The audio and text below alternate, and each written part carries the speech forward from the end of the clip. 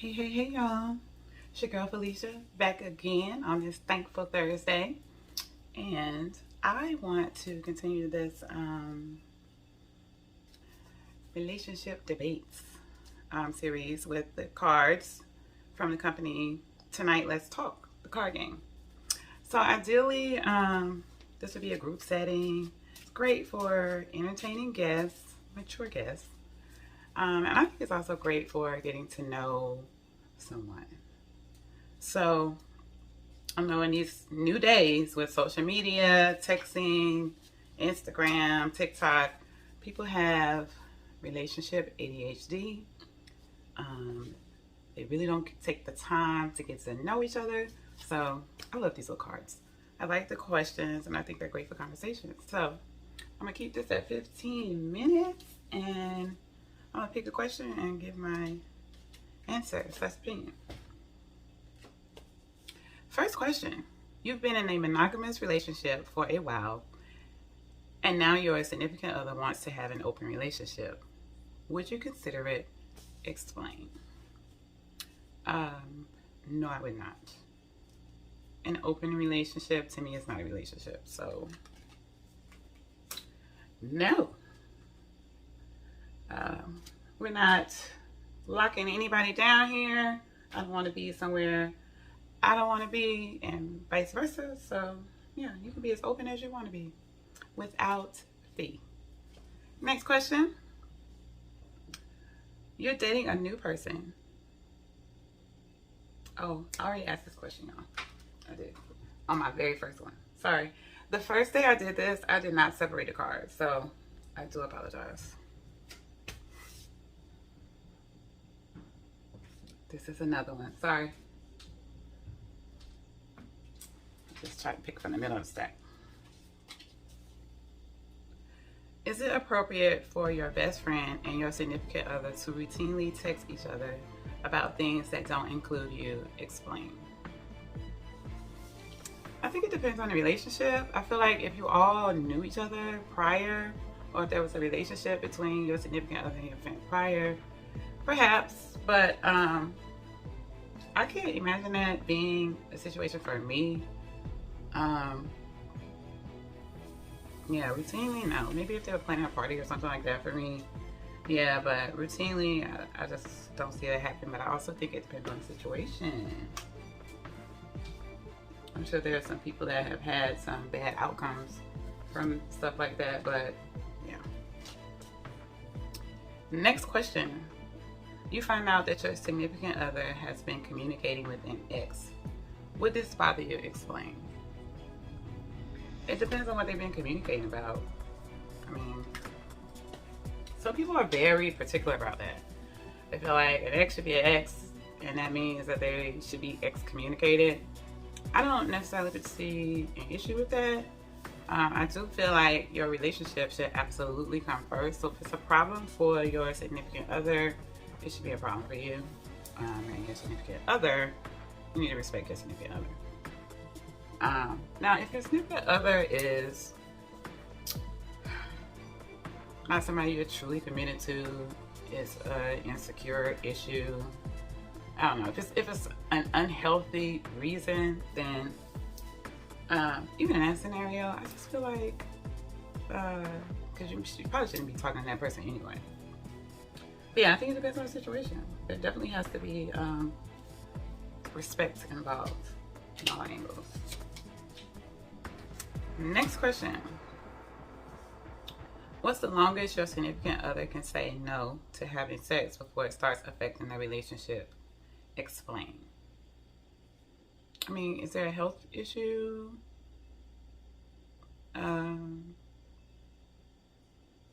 Because other than a health issue, I don't know why they would be saying no. So, yeah, if there's no health issue, it wouldn't take long at all for that to me to be like a serious conversation. You know, sometimes, and I can only speak for men because that's all I've dealt with, but sometimes men can have some health issues that cause problems down there and they're too ashamed to talk about it or admit there's an issue. And I can get that, but I think it's important for you to be open about what's going on with you. If there's true love there and it's a person that's for you, they'll understand. And it's something that you'll need to work out some kind of way. Whatever is going to work best for the two of you. Next question. A man doesn't want a woman to go through with a pregnancy. Later, he feels he shouldn't pay child support because she wanted the child and he didn't. Does he have a point? Explain. Ooh. I have mixed feelings about this. First and foremost, I feel like if you're going to be dealing with somebody sexually, the probability of, I mean, you need to understand that the possibility of having a child is there, of impregnating that person or you getting pregnant is there, no matter what type of precautions that you take. So even if you're not in a serious relationship with that person, there needs to be a conversation about what that looks like if that happens. Okay? I feel like it's a woman's body, it's her choice. And if a man tells her he doesn't want the child, she can probably expect to be doing it alone. For the most part, if that's how he responds, which would be an absolute nightmare for any woman, I would think, in my opinion. It's just not an ideal situation for a child. If he feels like he shouldn't have to pay child support afterwards, I can understand that, but that's a feeling. The reality of the situation is the child is here and he is just as much responsible as the woman. You have to protect your seed just like the woman needs to protect her womb. And if this is not somebody that you're interested in procreating with, you don't need to be having sex, like, period. That's how I feel about that. I like very strongly. That's how a lot of people are in the situations that they're in.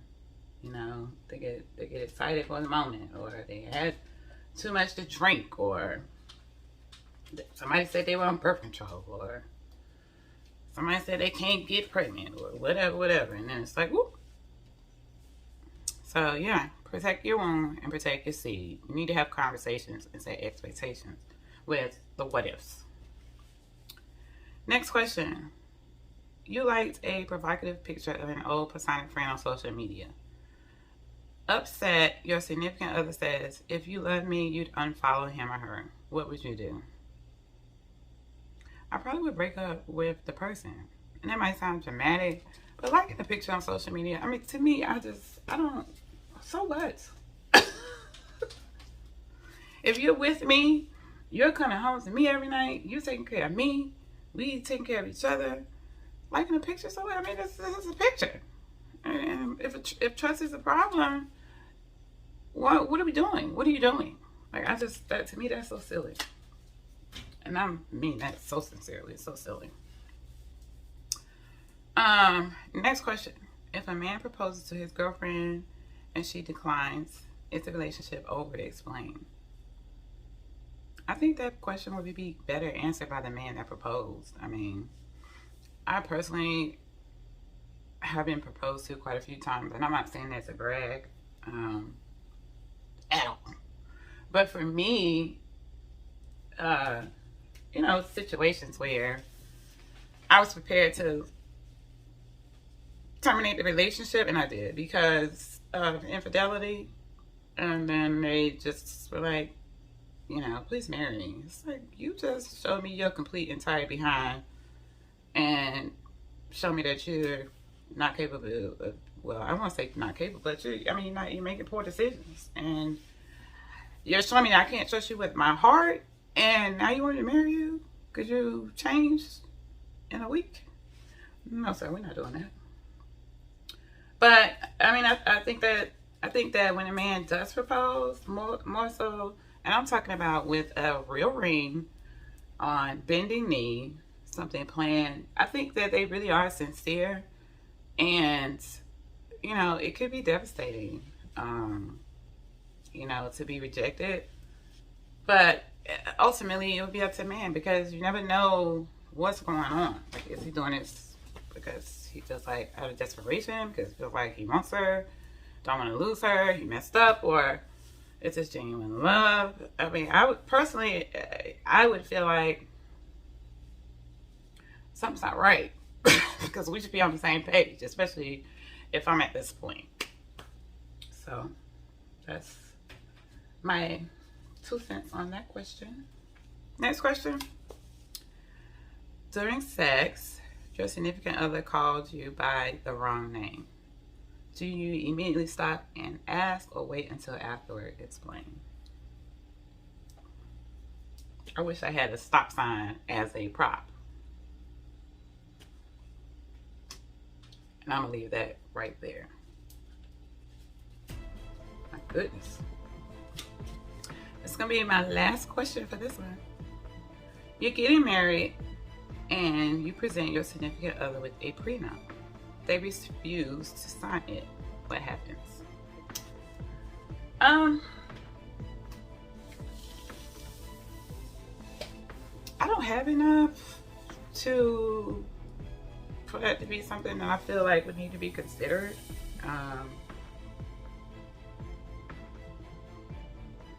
So it's hard for me to say.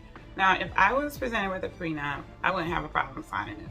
I've actually been in a situation like that before, and for me, the gentleman's businesses, they had, you know, if we married, and I mean, he was making a lot of money, but I would not want the responsibility of running his businesses. Like, I saw what he had to deal with on a daily basis. I even like helped him get his first business. So it's a lot of work. I mean, I don't know. If that person had this before you, it's theirs. That's how I feel about it. You two joining to be together, you're supposed to be adding value to each other's life, not creating risk. So I feel like it's in the best interest of people to protect themselves, if that makes sense. And that doesn't mean like it's not going to work out or you're planning for it to fail or anything like that. To me, it's just common sense. I mean, you work hard to get the things that you have once you do reach a certain level of success. And you know, I have seen some men become completely broken and become destitute in divorce situations, and it's unfortunate that they couldn't come to mutual terms. But there's some women out there that can be very spiteful and vindictive. There's some men out there too that are kind of like, you're nothing when, you know, before me, you're gonna be nothing after me. You know what I mean? Even if you've had children by this man, if you're not with them, you're not a concern to them, if that makes sense. So, and that, I feel like that is wrong, because if you have been together for a really long time and you were sustaining a relationship and you break up, I don't feel like you should have to take care of the person for the rest of their life, but you shouldn't want to leave the person destitute, if that makes sense. There ever was a love there. I feel like, you know, you just wouldn't want to do that off of the strength of history and what you had. But yeah, that could be a touchy subject. I do feel like in general, in any relationship, someone is always giving more. And I do feel that way financially, but I also feel that way, you know, mentally and physically as well. Somebody's always giving more. So that means somebody's always receiving less. But you want to try to do any and everything that you can and try to level the playing field, because nobody wants to feel like they're always being pulled at. You know what I mean? There needs to be a level set, absolutely. And the level set would have to be determined by the individuals in the relationship. I hope that clarifies. But anyway, this is video 3 in 1 week. you guys. I can't believe it. The weather here in Virginia is kind of nasty. It's supposed to get down in the 20s. We had a little bit of sleet, some snow. Of course, the grocery stores are empty. The roads were clear tonight. Everybody's in a panic because, Lord, if we get a dust of snow, people want to shut down and don't want to do anything here because they're just not used to it. But so far, I mean, it's chill. The rain subsided, the sleet subsided, the snow has stopped. We'll see what happens tonight. If I'm off tomorrow because of the snow, I may do another video, kind of like this. Once I get enough followers, I would love to do calls. I would prefer talking to people, actual people, instead of looking at this camera and talking on camera. But yeah, so let me know what you think. Please like, comment, subscribe, and share if you care. And yeah, I look forward to doing another video soon. Bye.